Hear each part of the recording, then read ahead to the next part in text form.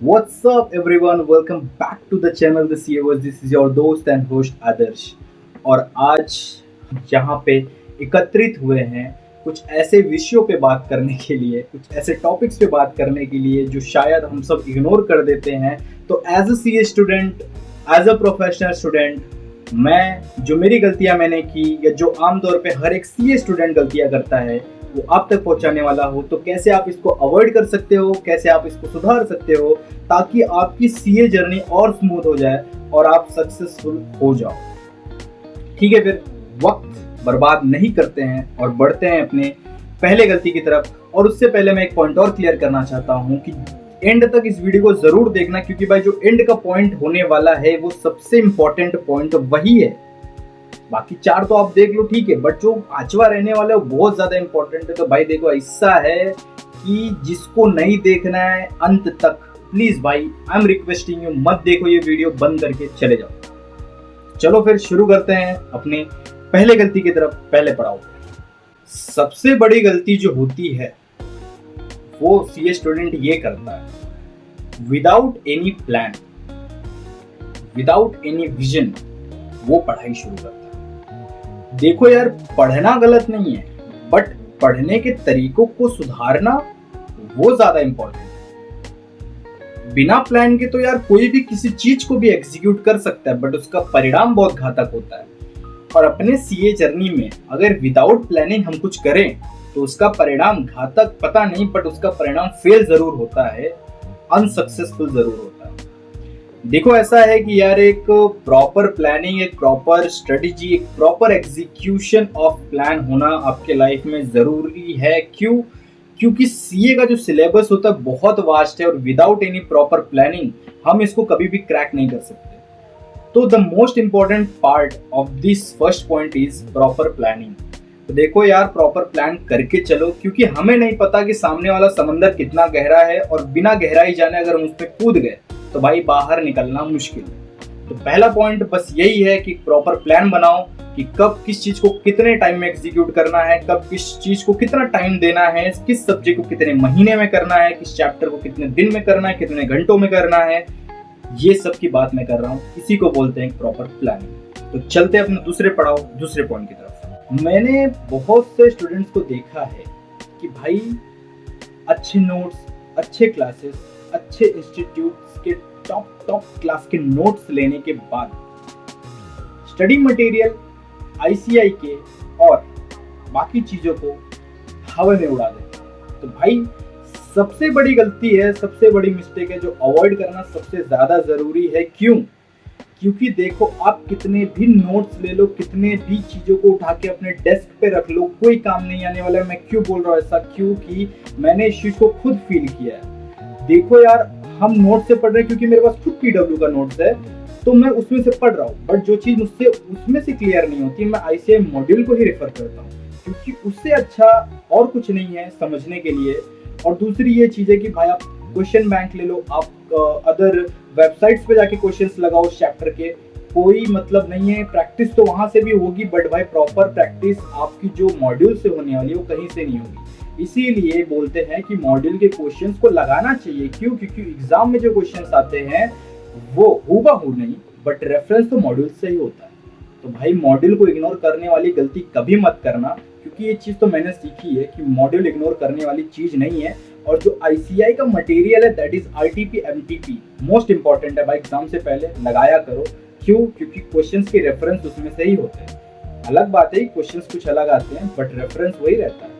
तो भाई उसको मत इग्नोर करना, प्लीज, रिक्वेस्ट है। तो भाई देखो ऐसा है कि अगर शुरू में ही साइकिल पकड़ के तुरंत चढ़ के चलाओगे तो गिरोगे, लगेगी, पैर वैर छिल जाएंगे, बहुत कुछ हो सकता है। बस उसी तरीके से ही कुछ ऐसा नहीं सोचना चाहिए कि हम लोग इस भीड़ में, ये जर्नी में इस तरह से भागे कि हम बस पेपर निकाले और अगला लेवल और अगला लेवल और बाद में नाम के आगे सीए। ऐसा नहीं होता, प्रैक्टिकल ये पॉसिबल नहीं है। इमेजिनरी वे से आप कैसे भी सोच लो, आप बन गए सीए तो बन गए भाई, सपना तो हर कोई देखता है।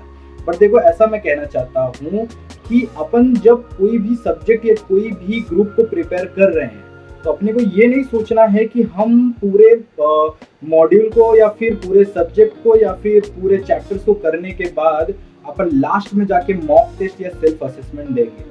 भाई बहुत बड़ी गलती है और बहुत बड़ा मिथ है जो ये सीए स्टूडेंट्स करते हैं, क्योंकि ये खुद मैंने भी किया था। तो मैं इस चीज़ को कुछ इस तरीके से बताऊंगा कि देखो, ऑल ओवर जो सेल्फ असेसमेंट या टेस्ट सीरीज अपन खरीदते हैं ऑल ओवर के लिए, लाइक हर सब्जेक्ट का 100 मार्क्स के लिए अपन जो करते हैं वो तो डिफरेंट चीज हो गई। बट मेरा ये कहने का मतलब है कि अपन जो चैप्टर वाइज लगाते हैं वो बहुत ज्यादा इफेक्टिव होता है अपने प्रिपरेशन में। क्यों? क्योंकि जब आप एक चैप्टर कंप्लीट करते हो और उसका मॉक्स या सेल्फ असेसमेंट देते हो भाई, वो चैप्टर आपका बहुत ज्यादा मजबूत हो जाता है। और ऐसे ऐसे करके आप हर एक चैप्टर को देते हो, फिर हर एक सब्जेक्ट को लगाते हो, फिर ऑल ओवर आप एक टेस्ट सॉल्व करते हो। तो कुछ इस तरीके की स्ट्रेटेजी होनी चाहिए जब आप सेल्फ असेसमेंट या मॉक टेस्ट करते हो। और मेरे हिसाब से यार आरटीपी एमटीपी सॉल्व करना इज बेटर, और टेस्ट सीरीज भी लो, बट ऑल ओवर अगर टेस्ट देना है तो टेस्ट सीरीज परचेज करो, नहीं तो आपका आरटीपी एमटीपी से इनफ हो जाएगा। बाकी मॉड्यूल है, बाकी बहुत सारे क्वेश्चन बैंक्स आपको मिल जाएंगे। तो यार प्रिपरेशन ऐसी करो कि एकदम मजबूत फाउंडेशन बन जाए यार, और आप बस एक ही बार में क्रैक कर जाओ। तो अगर मैं बात करूँ चौथी गलती की यानी चौथे पड़ाव की, तो वो मैं समझाने से पहले एक एग्जाम्पल देता हूँ। देखो यार, तराजू के भी अपने दो साइड होते हैं। अगर एक में वेट ज्यादा करोगी तो वो ऐसा ऐसा होते रहेगा, कभी भी स्टेबल नहीं होगा। स्टेबल करने के लिए आपको दोनों में बराबर वजन डालना ही पड़ेगा। तो ठीक उसी तरीके से प्रैक्टिकल सब्जेक्ट्स को ज्यादा दबाव दोगे या ज्यादा उसमें घुस जाओगे तो आपका जो प्रैक्टिकल सब्जेक्ट है वो तो ऊपर जाएगा, बट साथ साथ आपका थियरी सब्जेक्ट नीचे गिर जाएगा। तो आपको करना क्या है भाई, देखो सीधी सी बात है, दोनों को सेम तरीके से देखना शुरू कर दो। क्योंकि प्रैक्टिकल यानी अकाउंट्स, टैक्स और कॉस्टिंग, रात दिन अगर आप अकाउंट्स, टैक्स और कॉस्टिंग करते रहोगे भाई, वो तो आपका पक्का हो जाएगा, बट थियरी सब्जेक्ट आपका नीचे गिरेगा। इसीलिए मैं कहता हूँ 50-50%, यानी अपना दिमाग ऐसा नहीं है कि सिर्फ एक जगह फोकस करना है, आपको हर सब्जेक्ट को एक बराबर समझ के चलना है। थियरी सब्जेक्ट को भी उतना ही वैल्यू देना है जितना प्रैक्टिकल को। कई बार क्या होता है स्टूडेंट्स को एग्जाम में भाई प्रैक्टिकल सब्जेक्ट से ज्यादा थियरी बचा लेता है। तो बस यही करना है यार, क्योंकि अगर ये नहीं करोगे तो आपका ग्रुप भाई लटकने वाला है, सीधी सी बात है। तो इस चीज को सुधारो, और अगर सुधार चुके हो तो वेल एंड गुड है। और जो परस्यू करने वाले हैं भाई, आप इस पॉइंट को जरूर ध्यान देना कि प्रैक्टिकल सब्जेक्ट सोच के डरना मत, थियरी प्रैक्टिकल दोनों को एक साथ लेके चलना, ठीक है। तो मोस्ट इंपॉर्टेंट पॉइंट 5वां, lack of mental health and discipline. देखो यार, सीए जो जर्नी है ना भाई, ये कोई 100 मीटर की स्प्रिंट नहीं है, दौड़े जीतना ही है। 100 मीटर है, खत्म किया, खत्म नहीं भाई, ये मैराथन है। 25 किलोमीटर, 50 किलोमीटर, 100 किलोमीटर, पता नहीं कितने किलोमीटर हैं ये। आपको बस मैराथन में जैसे दौड़ते हैं ना, दौड़ते स्पीड एक कांस्टेंट स्पीड के साथ वैसे ही रखना है। मैंने जैसे कहा स्प्रिंट नहीं है, भागना नहीं है। क्यों? क्योंकि भाई ये ऐसी जर्नी है कि आपको ये फेलियर भी दिखाएगी, आपको ये डिसिप्लिन भी सिखाएगी। कई बार रात को रोना पड़ेगा आपको, कई बार आपको अपना माथा पकड़ के बैठना पड़ेगा, कई बार सोचने पे मजबूर कर देगा, कई बार आप फेल हो जाओगे, कई बार बहुत लोग आपसे बातें बनाएंगे, कई बार घर वाले आपको डांटेंगे, कई बार बाहर से आपको सुनने को मिलेगा, कई बार सब अपना मजाक उड़ाएंगे। तो ये ऐसी जर्नी है भाई कि आपको एकदम कठोर बना के ही सीए बनाएगी, ऐसे तो नहीं बनने देगी भाई, और ऐसे बन भी नहीं पाओगे। हर चीज का होना जरूरी है लाइफ में, क्योंकि ठोकर नहीं खाओगे तो चलना नहीं सीखोगे, सीधी सी बात है।